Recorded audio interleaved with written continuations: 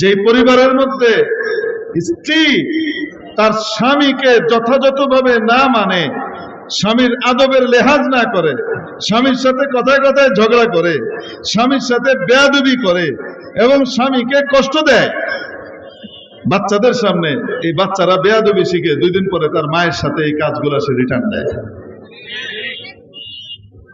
বুঝে না যে আমি আমার নিজের ইজ্জত সম্মান ধ্বংস করতেছি। আর-রিজালু কাওয়ামুনা আলান নিসা।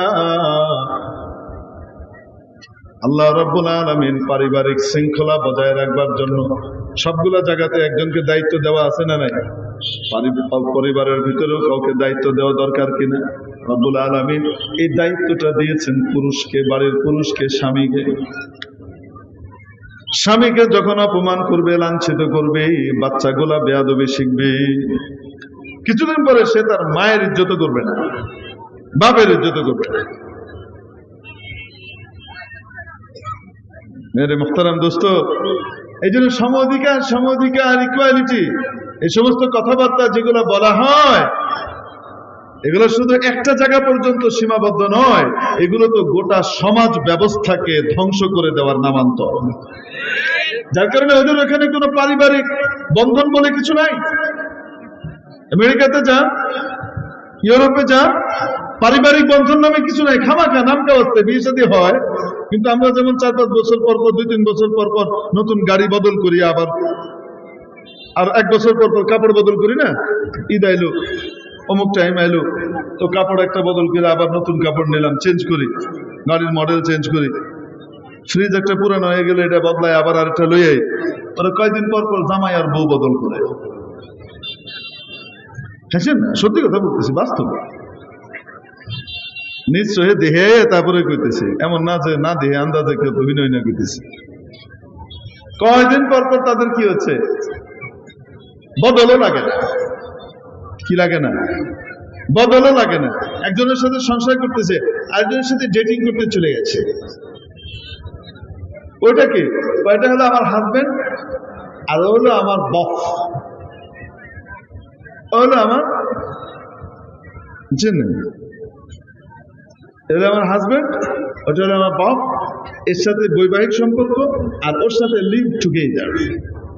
মাশাআল্লাহ, জিন্দেগি চলতেছে ভাদ্র মাসের কুত্তার মতো। বুঝেন নাই মনে হয়?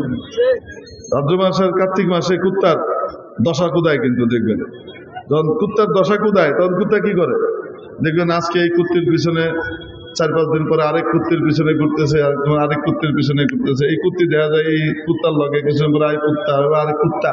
বুঝেন নাই মনে হয়? কুত্তা কুত্তি চেঞ্জ হইতেছে আর কি। ইউরোপ, আমেরিকার এদের অধিকাংশের অবস্থা হলো এই টাইপের কুত্তা মার্কা জিন্দেগি। আর এগুলার বুনিয়াদী যে জিনিসগুলা, সেগুলা হলো পারিবারিক মান সম্মান এবং পারিবারিক যে সম্মানের মর্যাদার শ্রেণী বিন্যাস আর স্তর আছে, এই স্তরকে ধসিয়ে দেওয়া। কোন দেশে যদি সোনা আর রূপা সমান দামে বিক্রি হয়, ওই দেশ থেকে পালানো উচিত। দেশ জুলুমের দেশ। বুঝেন নাই মনে হয়? এক দেশের সোনা এবং রূপা উভয়টার দাম কি বরাবর। এক দেশ, একবার এক ঘটনা আছে আপনাদের ইসপের গল্পের ভিতরে, এই ঘটনা আছে। এক গুরু আর এক শিষ্য, 2 জন রাস্তা দিয়ে যাচ্ছে, দেশ ভ্রমণ করছে। করতে করতে করতে করতে এক দেশে এসে পৌঁছেছে। সেই দেশে এসে দেখে সবকিছুর দাম 1 টাকা। সুবহানাল্লাহ। সবকিছুর দাম কি? লবণের কেজিও 1 টাকা, আনারের কেজিও 1 টাকা, দুধের কেজিও 1 টাকা, মাঠার কেজিও 1 টাকা, মাখনের কেজিও 1 টাকা, ঘিয়ের কেজিও 1 টাকা। বুঝছেন আপনারা? ভাতের কেজিও 1 টাকা, গ্যান্ডারের কেজিও 1 টাকা, সবই 1 টাকা, সমান দাম। গুরু বলতেছে, আরে তাড়াতাড়ি পালাই চল, এখানে 1 মুহূর্ত থাকা যাবে না। শাগরিদ কয়, শিষ্য কয়, গুরু বলেন কি? এই রকম গোল্ডেন অপরচুনিটির দেশ পাওয়ার পরে এর দিকে যায়, সবকিছু 1 টাকা, কত সস্তা। আনার 1 কেজি কিনতে 400 টাকা লাগতো, এনে দাম কত? 1 টাকা। লবণও 1 টাকা, দুধও 1 টাকা, খাই আলু আপনি যান। তো গুরু যাওয়ার সময় কইতেছে, ঠিক আছে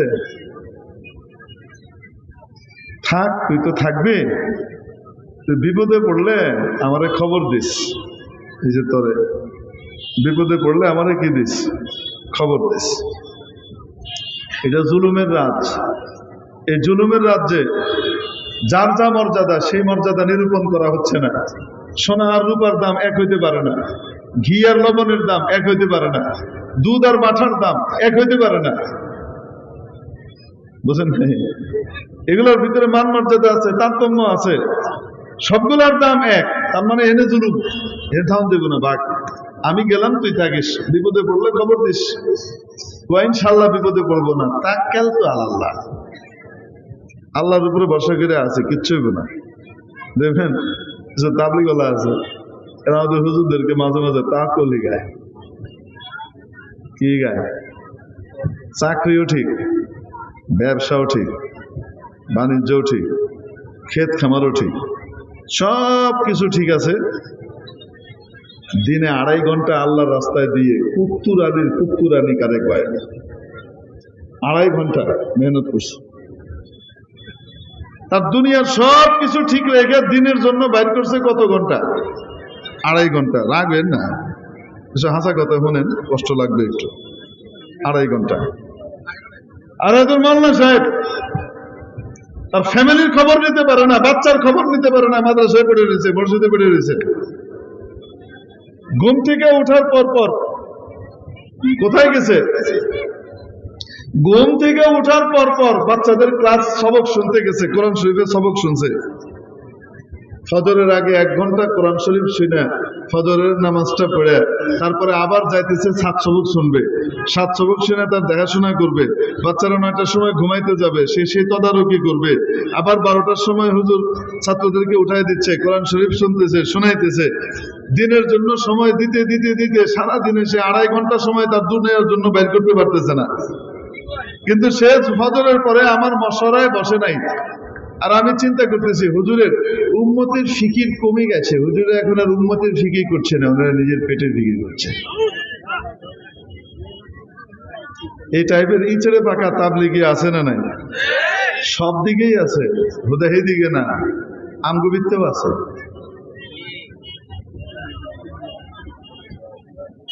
বুঝেন নাই মনে হয়? এই জন্য এই শয়তানকে দিল থেকে খেদান। ওলামায়ে কেরামের 1 মিনিটের দাম আমার সারা দিনের ইবাদতের চাইতে বেশি দাম। আলেমের ঘুম আবেদের ইবাদতের চেয়ে উত্তম। নবীদের ওয়ারিস কারে বলা হয়েছে? আসতে বলেন, নবীদের ওয়ারিস কাকে বলা হয়েছে? মঞ্চে মনে হয় বড় বড় দামি দামি মেহমান আসছে, এই জন্য সবাই মঞ্চের ভিতরে কথা কইতেছে।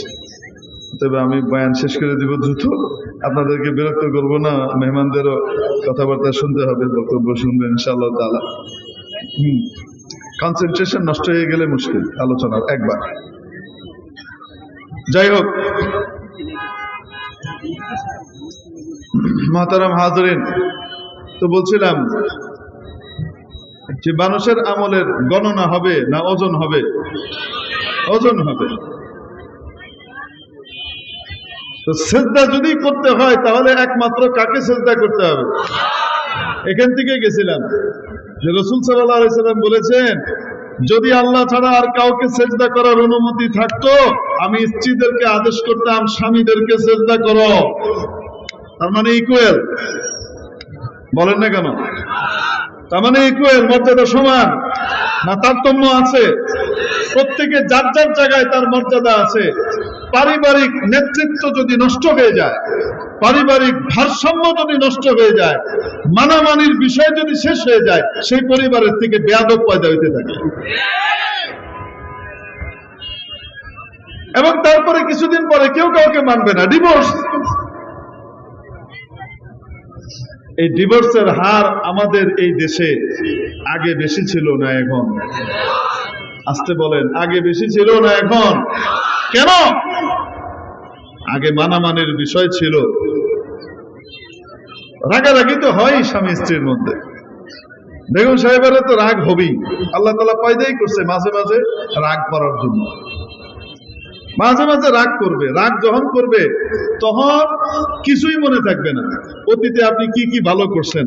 নবীজি সাল্লাল্লাহু আলাইহি সাল্লাম বলতেছেন, সারা জীবন তুমি তার উপরে ইহসান করলা, তার সাথে ভালো আচরণ করলা, একদিন পান থেকে চুন খসছে, তার মন মতো হয় নাই, সে বলবে মা রাআইতু ফিকা খায়রান কাত্তু, রাওয়াহুল বুখারী।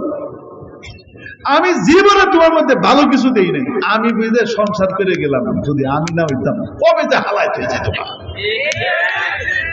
এই টাইপের কথাবার্তা মাঝে মাঝে বলবে, এটা রুটিন ওয়ার্ক, এটা কই বই, আল্লাহ এভাবেই তৈরি করছে। তো স্বামীরা এটার উপরে রাগ করলে হবে না, বুঝতে হবে যে এখন প্যারা উঠছে, এখন কিছুক্ষণ কয়ে দেবো। যখন হে খেপছে তো আমি ঠান্ডা থাকবো, তখন আমি খেপবো তো সে ঠান্ডা থাকবে, এটা হলো উসুল। চুপ করে থাকবে, পরবর্তীতে যখন নাকি ঠান্ডা হবে তখন নিজেই রিয়েলাইজ করবে, ওহো কামটা তো ভালো হচ্ছে না। কখনো এসে বলবে মাপ চাই, মাফ করে দিন, ভুল হয়ে গেছে। আর কেউ কেউ এটা মুখ দিয়ে বলবে না, বরং এটাকে আচরণ দিয়ে প্রকাশ করবে। কি দিয়ে প্রকাশ করবে? আচরণ দিয়ে প্রকাশ করবে। আপনি যেগুলো পছন্দ করেন সেই খাবারগুলা বানিয়ে রেডি করে কি করবে, নিয়ে আসবে আপনাকে খাওয়ানোর জন্য। মানে সে বুঝাইতেছে সো সরি।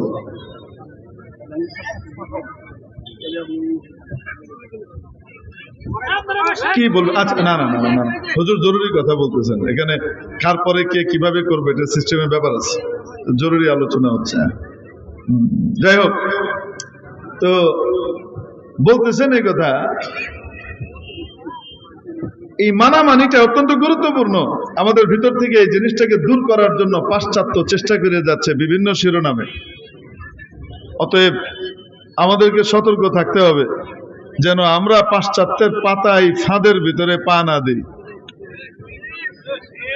মেরে মুহতারাম দোস্ত, এই জন্য আল্লাহ ছাড়া আর কাউকে সেজদা করার অনুমতি আছে? আসতে বলি, আছে? নাই। কোন জিন্দা পীর, কোন মুর্দা পীর, জিন্দা ওলি মুর্দা ওলি কাউকে সেজদা করার অনুমতি নাই। যদি সেজদা করার অনুমতি থাকতো সর্বকালের সর্বশ্রেষ্ঠ সৃষ্টি নবীজি মুহাম্মদুর রাসূলুল্লাহ সাল্লাল্লাহু আলাইহি ওয়াসাল্লামকে তার সাহাবীরা হযরত ওমর, ওসমান, আলী, আবু বকর, হযরত আয়েশা, হযরত খাদিজা, হযরত ফাতেমা, হযরত হাসান হুসাইন তারা জীবনে একবারের জন্য হলেও সেজদা করতেন, ঠিক কিনা? না জীবদ্দশায় কোনোদিন সেজদা করেছেন, না নবীজি চলে যাওয়ার পরে কোনোদিন সেজদা করেছেন। তাহলে কোন সে ওলি আর বুজুর্গ যার মর্যাদা নবীর চাইতেও করে যে তারে সেজদা করা যায়?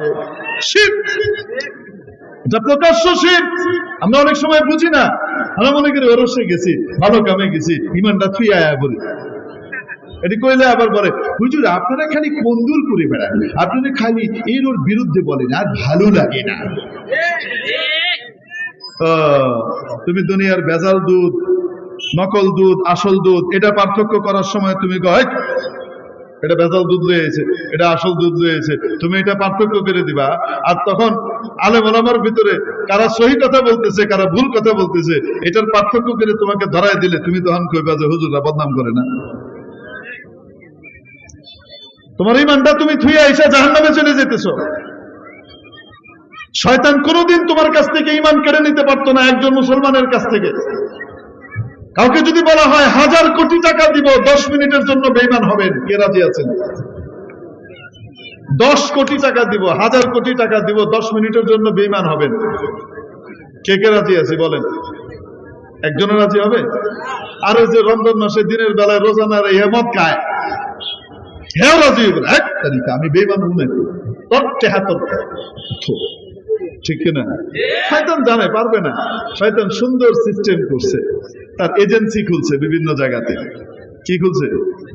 এজেন্সি, বিভিন্ন এজেন্সি খুলে রাখছে। এই এজেন্সি গুলাতে তার এজেন্ট নিয়োগ দেওয়া আছে, তারা খুব সুন্দর করে সিস্টেমে মানুষের ইমানটা কেড়ে নেবে। ভণ্ড পীর বাবার কাছে যাবে, গিয়ে পায়ের কাছে গিয়ে মাথা নত করে শ্রদ্ধা করবে, ইমানটা আছে না গেছে? হ্যাঁ, শেষ করে গেছে। ইমানটাও দিয়ে আইছে, টেহাও দিয়ে আইছে। এই সমস্ত ইমান চোর আর ইমান ডাকাতদের ব্যাপারে সতর্ক করব না আমরা? আপনাদের কি মনে হয়? সতর্ক না করলে কিয়ামতের দিন জিহ্বা কাটবে আমাদের। আপনারা কইবেন, হুজুর পরিষ্কার করে কেন বলেন নাই? বললে তো আমরা বেঁচে যেতাম, আমরা তো এই ফান্দের ভিতরে পড়তাম না। এই এজেন্সি আমাদের বাংলাদেশে কিন্তু অনেকগুলা আছে, পরিচয় দিয়ে দিব, নাম না বলি, আমি নাম বলবো না। এদের একটা বড় আলামত হলো শেষে বাগি থাকা। কি থাকা? কন্তদি, দেওয়ান, কুতুব, আর কইলাম না।